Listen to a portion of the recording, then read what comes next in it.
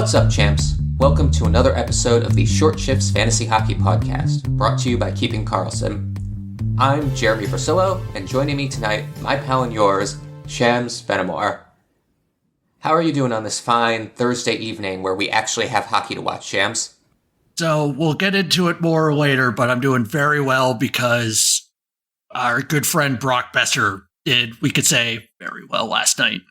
Yeah, the Brock Bess monster, as I like to call him, certainly was the most exciting performance of the first 2 days. He will be after our ad break in the Hot Streaks section. But let's just get right into it with everybody's favorite 18-year-old phenom, Connor Bedard. Any reactions from his first couple games? I know the point projections from professionals were anywhere between 65, and I believe someone had him for 92 points this year. But what do you think, both from a exciting real hockey standpoint and a fantasy relevance standpoint for a guy who was being drafted in the 4th round in some leagues? Yeah, I'll be honest, I didn't really pay attention to his projections because I just knew someone's going to draft him before me, so I didn't even think about it. So I'm not kind of that risky person in the first few rounds of the draft. I like to just take what I know. But taking a look at him now, the nice thing is that he's not getting, like, sometimes you see in these situations where the coach does the, oh, you got to earn it, or, oh, you have to do this and that to, you're not just going to get put into positions to succeed. But we know, he knows, the coach knows, Bedard's the only chance for this team to do anything, so he's getting put in every situation to succeed, and he's actually got a couple of points and whatnot, so it's one of those situations that, it would be nice if, we'll get to it soon with Hall being back, but he might not have a lot around him, but he can hopefully bring up the people around him and then be reasonable, and then hopefully you already made your bed, but going to at least have a decent 4, in my opinion. I agree. If I had been able to draft Connor Bedard anywhere, I would be very encouraged by his first 2 games. Let me run you through some of the stats. He's averaging 21:37 time on ice, 69.3% of the power play time for the team, and he took 11 shots in 2 games, 4 a goal and an assist. That 11 shots in 2 games is a huge thing I need to see for fantasy. It means that he's getting open, he's getting opportunities on offense, and not just burning some calories out there. I think that Bedard's going to be that 75, 80, maybe even 90-point guy that some of the higher projections had him as. I'll admit I was a bit skeptical coming into the season, but I actually watched both of those 2 games in their entirety, and while he's not going to be McDavid immediately, he looks like a player that belongs in the NHL and is going to be a leader on his team from day one. As you alluded to earlier, though, he just lost his top running mate in Taylor Hall. Taylor Hall took a check in the second period, went down the tunnel, came back for a shift or 2, and is now apparently week to week. To me, that sounds like a shoulder or a broken arm or something like that. What do you think is going to happen here, Shams? Do you have anybody you have your eye on now that Taylor Hall is out? I think it's the last forward that I would be kind of interested. That's not a pure prospect like your Reichels and whatnot, is that while we haven't had an actual practice, so we don't know for sure, it was Andreas Athanasiou that took Hall's place both on line 1 and power play 1 when Hall got hurt. So assuming that sticks, I would be interested in him with the same idea as Hall. He's obviously, I would be of the mind if we put Hall and Athanasiou together, I would take Hall each time, but he's not that much of a drop-off because you're really more adding it for Bedard exposure, and he's good enough, in my opinion, that I would have him in my leagues. I wouldn't maybe be rushing with him, so it depends on how your bottom of your roster looks, but he could be a good add in your deeper leagues where, if someone's picking up Ryan Donato, Athanasiou should be in your.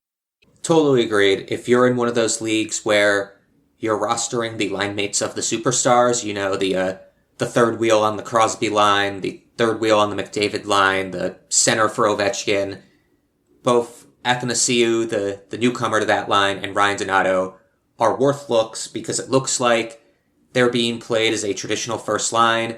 It seems like Chicago wants some stability with Bedard, so there may be a bit less of a rotating cast than you see with an experienced veteran like McDavid. The coach may just want Bedard to get comfortable and have the same line mates every practice, every game, day in, day out. So Ryan Donato and Andreas Athanasiou may be worth a look in some of your deeper leagues. Next up in the injury ward is an old friend to the injury ward. Roope Hintz is already day-to-day and not playing in the first game. I seem to remember this happening last year or the year before, where he went from healthy to day-to-day and just decided not to play the opener. Frustrating, isn't it? Oh, yeah. It was, we thought we were out of the woods. Last year, it was not as bad. But if I remember correctly, it was the year before that literally he was like day-to-day, healthy. Like each game, it was like, is he not? And then we actually would have to check Twitter at every second just to see if he was playing. Now, the interesting thing with this injury is that while it sucks that he's out today, they only play this week is this game, so you're not missing out too much. But the thing to keep in mind is that it's kind of surprising. A lot of people were thinking maybe Wyatt Johnston would have been the next person up because of his pedigree, but it was actually Tyler Seguin that's getting first line, first power play with those heavy hitters. So we'll have to see how this game goes because we're recording as it plays, and assuming that it's not a blow up and they have to go into blender mode, it is something to keep in the back of your mind that if, this lingers or if something was to strike later in the year, it's actually Seguin that's going to be the person that benefits the most. I would also couch that, though, that Wyatt Johnston is coming back from an injury of his own, so I think if there were something longer term, it would eventually end up being Johnston's role. Tyler Seguin would be fine if you grabbed him before the game tonight, but I'm not really expecting much.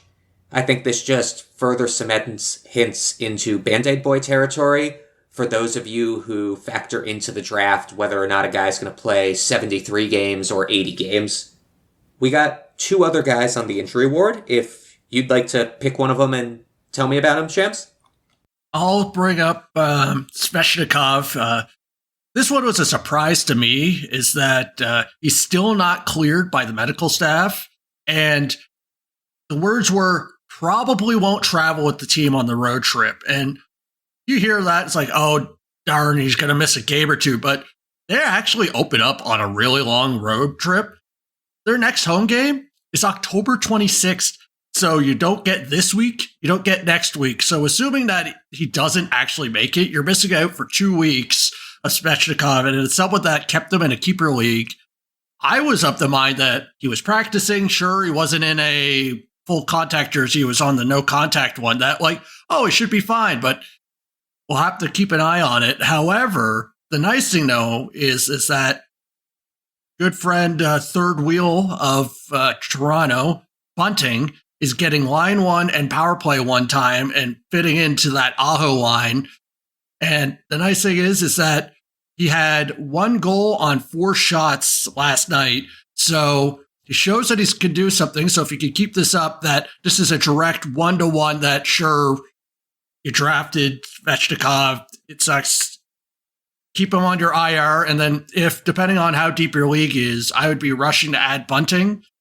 And because you don't get these line one power play one guys with a line mate as good as Aho that you could be taking advantage of. So, and then once Svechnikov comes back, we'll have to keep an eye out to see how long it actually is. Then we could start questioning, where does Bunting go? Where does Svech go? But for now, it's Bunting all the way for me. It's definitely Bunting season. He slid right into that role. Doesn't look like there's really any threats. Honestly, I'll admit like you said, the Svechnikov missing a couple games was completely off my radar. I should have known better because he had a major knee surgery in the last 6 months, but we were all worried about Gensel missing the first 5 games of the season, and he ended up playing, and now Svechnikov he missed the first game. Their road trip is now 6 games, so he's guaranteed to miss 7. Then when they come back home, they play a back-to-back, and I doubt they put a guy coming back from a knee injury out there 2 nights in a row. So Svechnikov may miss 8 games at the start of the season. Like, that's a really unfortunate thing to happen to the people who drafted him, because I don't think anybody was factoring that into their draft rankings. If you were, good on you. Last but not least, we have an LTIR situation in LA. I didn't see exactly where the injury came from, but Viktor Arvidsson is on LTIR, which means he has to miss a certain number of games and is out until mid-November, I believe. Who's set to benefit from this development in LA? This one is going to be kind of interesting because they did do a little bit of shuffling around. My first thoughts were Alex Laferriere would be the benefiter, because it made a roster spot and he wouldn't be the one that actually would fit in on that line per se. Is that he played last night with Fiala and PLD, which any chance he could play with Pierre-Luc Dubois and Fiala would be nice. However, it was him got sent down, and then it was Turcotte and a defenseman that got brought up. But so it's going to be something to keep an eye on to see when the game day comes, because supposedly this was done for potentially cap benefits. But either way, I think it's going to be a spot for potentially him if he comes back up, because even though he didn't do really much on the point sheet, coaches, beat writers, everyone were falling in love with him. And then secondly, there is also Kaliyev with the suspension. I believe he has one more game left, so he won't be able to go right back in for the first game that he's out. But something to keep in mind. I think it's going to be one of those two that will get the extra playing time and see what happens. Yeah, this is Alex Laferriere, fake Alex Lafreniere that we are talking about. He did look really good in the preseason, had some big minutes, some good shots and stuff, and it seems like the coaching staff loves him. You mentioned Kaliyev, who is currently halfway through serving a 2-game suspension for a pretty dirty hit. He's also probably set to benefit from this. I would not really pay attention to the daily send-downs and call-ups out of LA, because it's all cap manipulation. The way it works is your money used towards the cap accrues daily based on the daily rate of the contracts you have on your roster. So if they can afford to send a guy who's making $1 million down for 1 day and bring up a guy who's making $800,000, that saves a day worth of that salary, which sounds like nothing, but apparently it's something teams do. And maybe I have this a little bit confused, but that was my impression of it, is they're going to be shuffling guys between Los Angeles and Ontario just to kind of keep as much cap space as they can going into the end of the season. I'm with you with that, because like you see news of, say, like Tampa Bay and Vegas, you always hear that they get to $2 within like the cap and whatnot. So it sounds like games and whatnot, but these GMs are counting literally every penny that they could save. And on top of that, they'll get some extra cap relief because of the fact that Arvidsson is on long-term IR as opposed to the regular IR. And so there's a bunch of financial decisions going into this. I suspect we will see Brant Clark and Jordan Spence into some games pretty soon too. It's just kind of a mess. Pay attention to their daily lines and rosters before you stream a guy in, just in case, though. And with that, let's take a short break, and we'll be back soon. Welcome back. In the second half of the episode, we're going to talk about some hot streaks, because it's way too early in the season to care about a cold streak, but the hot streaks could be interesting at this point. We'll just go back and forth, and Shams, why don't you start us off with any one of the 4 guys we want to talk about? So, time to circle back with our good friend Brock Boeser. Is that, now, to be perfectly honest, something was up with Edmonton. They didn't look like what they were, but this is something to keep in mind. You heard me right, his 4 goals all came in one night. I don't remember the last time. I think it was like, I saw a stat that it was like November or even farther out that he even had 3 goals altogether last season, and he already eclipsed that in one game. And then the big thing to keep in mind with that is even with Edmonton being in a weird situation, it was like 8-1, I believe, was the final score, or something ridiculous in that vein, is that this is what we get for having Boeser on power play 1, and then on, I'm going to say line 1B with JT Miller as his centerman, is that he has the potential to pop off any night because he's going to be surrounded with good players and gets the ice time. That's what I'm taking away from this. And then this is an example of that happening. I agree with you. He looked really good. I applaud you for that being your sleeper take when we were doing our sleepers show about 2 weeks ago. And if you get to victory lap a guy, I am also going to victory lap a guy, because in that same show, I recommend Ryan O'Reilly, who had a strong 1-goal, 1-assist game in his first outing in a Predators uniform. But even more promising, he played 22 minutes, had 70% power play time, and I believe took either 3 or 4 shots.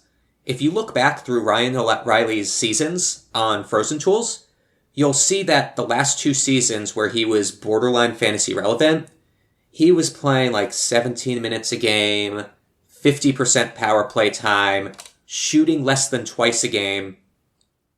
If he can maintain these ice time and shooting totals and be even 80% of what he was in his prime, I think we have a fantasy relevant center on our hands. Also to mention that I'm pretty sure Philip Forsberg is one of the better wingers Ryan O'Reilly's ever played with. I guess Prime Tarasenko's probably a bit better, but I think we've got a guy that is worth holding through the rough Saturday slate. I agree. Same idea as Boeser, is that he's going to be put in those positions to succeed. And it's kind of weird. In his position, it's more as they don't really have much of others. They do have a lot of rookies or younger players. So it might be something to keep an eye later in the season. Say if the team starts, get out of the playoff picture, things like that. Maybe they start fiddling around, but him with Forsberg is their way for success right now. So they're going to be stable to each other. So I'm interested. Who would you take between Boeser and Ryan O'Reilly if you had the choice between the two of them right now on your wire? I would say, personally, I would go with Boeser just because he's surrounded with more talent. And then I feel like he was going to be put in a position to succeed better because of that. Boeser definitely does have the better talent, and the right wing eligibility is also pretty big for a lot of people. To play devil's advocate for O'Reilly here, O'Reilly's deployment is much more stable. Like, Boeser could get bumped off of that top power play. I don't think it'll happen, but it's much more likely than Ryan O'Reilly losing top power play duties in Nashville. Oh yeah, I think it's really that dance of what you want from that roster slot, and then for me, I like to go with the variance with the people I'm picking off the waiver wire, because you can always find another, floor guy if you need to, depending on how you feel. But if you're happy with the rest of your lineup and you need someone that has a little bit more certainty, say you're in a very deep league and anyone that produces successfully week in, week out, then I could see how you'd go with Ryan O'Reilly, Professor. Another guy who is unexpectedly on his team's top power play unit is Nicholas Paul in Tampa. Are you excited about that, or are you more into some of the other guys? So he's clearly would be the third on my list out of these three. However, that does not mean that I'm not interested in him at all. I'm kind of in a weird position. I have him in Cupful, and it's the fact that we talk about, oh, sure, Boeser's a second line first power play. That's great. Now, Nick Paul is third line first power play. So that's where it gets dicey, is that you're only going to get anything out of him. He might get a lucky point randomly on 5-on-5, but if he doesn't produce on the power play, you're not getting anything. And also, Tampa doesn't have the greatest schedule. So, for example, we got Saturday for this week, and then I believe he plays on the 3 busy games next week. So for a person that is not really the greatest on his own, he's 100%, like I joke, we say third wheel, he's a fifth wheel because he's always has value as the fifth person on the power play. And he does have the greatest schedule. I'm holding on to him because I can. Sadly, I have some injuries, so I have a little bit of space on my roster, but he is that one of the people that I might regret dropping. But even though he has that ceiling, his floor is just so much lower than other people are talking about. I agree. I worry he may not be on that power play for long. He also scored his 2 goals on 2 shots, which, I don't know, I don't buy into the 100% shooting percentage. I'm not sure about you. One last guy to talk about, more in your deeper league context, is Alex Newhook. He's playing second-line center in Montreal, and I know Montreal is where scoring goes to die, but he had 2 goals. He played a lot of minutes. Him and Slafkovsky look really good together, so maybe there's going to be a bit of a sophomore breakout there. And he also played on the second power play unit, which is always good to see him getting that time. Any interest in Alex Newhook? How deep of a league would it have to be for you to pull the trigger there? This would have to be, like, for me, like, I have interest, say, for example, in your top line guys like your Suzuki, Caulfields, and then maybe, I don't remember who's the third wheel there. I would probably not even be interested in most leagues, like Rickacuffull. I would have to be desperate, and that's a 14-team league with a pretty deep roster. I would have to say is that this is going to be one of those ones where if you feel like every obvious pick is taken from, and then you're just like looking for scraps, I have a feeling that, like, that sounds a little mean, but like I feel like Newhook has that potential to hit high, but like we're talking about an upgrade of line mates, and it's Kirby Doc and Slafkovsky. It's not the greatest, but he's going to get some chance to succeed. He's shown that he can get some goals. He has some history too, but he would be clearly, I might flip a coin between him and Paul, like, but other than that, I'm not too interested, Frank.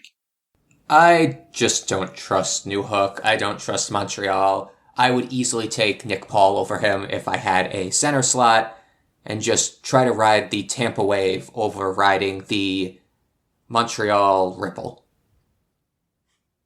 I know I promised you we weren't doing cold streaks, but you alluded to it earlier and I had it on the rundown and forgot about it.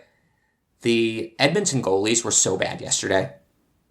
People were really intrigued by Campbell because he had such a good preseason that he actually got the start, which is kind of scary for the people who drafted Stuart Skinner in the 7th or 8th round of some drafts. But Campbell got absolutely lit up, and then Skinner replaced him and proceeded to also get lit up. Is there anything to buy out of this? Seems like a net wash to me when both of them were so bad. Yeah, I'm with you on that. I think basically how you felt right before the game start, I would assume that's how you should be feeling now. I think that with only one game played and it was such a mess, I feel like it's just going to be now, maybe they do some weird things with the lineup. Maybe they shuffle it up, but they don't really have much ability there. But like for the goalies, I feel like they're just going to do the same thing and then see what happens. But yeah, it was a mess. As someone that drafted Skinner in my home league, I'm like, oh, I'll just leave him active. I always do that with the goalie not starting, and then I see that he's in and then gets shelled. Wasn't a fun time for my goals against average stat, but right now it's going to be more games before I feel like something flushes out with who actually takes the lead here. If any, it might be just a 50-50 split or something of that going forward. Real quick before we go, we've got some breaking news here, so I wanted an instant reaction from you. Unfortunately, it sounds like Zach Werenski just took a knee-on-knee hit and had to be helped off. It kind of sucks for the guy because he hadn't played all of last season either with a long-term injury. Looks like Ivan Provorov took the power play duties on the major penalty, and it seems like they didn't score on it, although I'm not sure if it's still ongoing. If Werenski is out for long-term or even for the season, do you have any interest in Provorov, Severson, David Jiricek?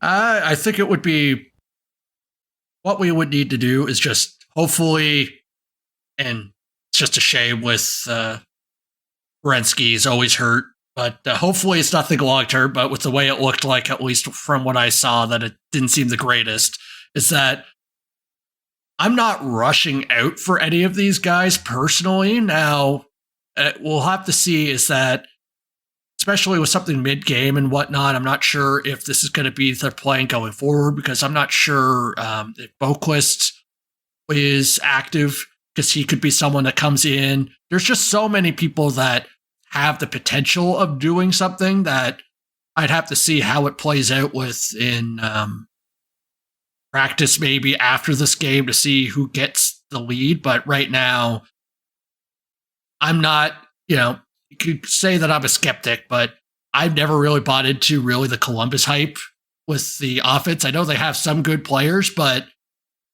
I'm not rushing to get a low-end defenseman that might get power play time, that might be on a good power play.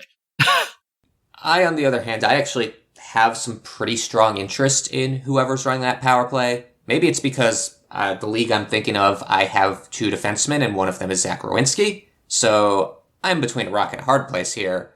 But I think if Provorov runs the power play, I'm interested because he's also a pretty good banger. Like, he's borderline rosterable in some leagues without the power play time, just for the hits and blocks.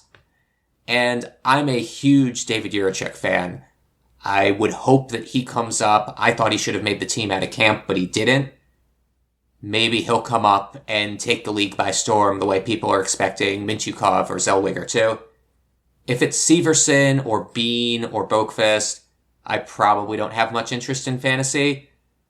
But I guess you're kind of right. We got to wait and see what happens in practice. And honestly, hopefully Zach Werenski is just banged up a bit, maybe sits out Saturday's game to rest up and is ready for next week. Fingers crossed for that outcome. With that, we're going to log off for the night. Thank you for joining us. Be sure to give us a follow at ShortShiftsKK, as well as Brian and Elon at Keepin' Carlson. I also recommend you follow at Game Day Lines, at Game Day Goalies, at Game Day News NHL, and at Game Day Stats NHL, all organized nicely at the site www.gamedaytweets.com. Visit that site and the other great sites we use to research our episodes with at Yahoo, Frozen Tools, and Natural Stat Trick. Our intro and outro music was created by Pat Roach, and John Reed is our digital media producer. Until we see you next time, play smart and keep your shifts short.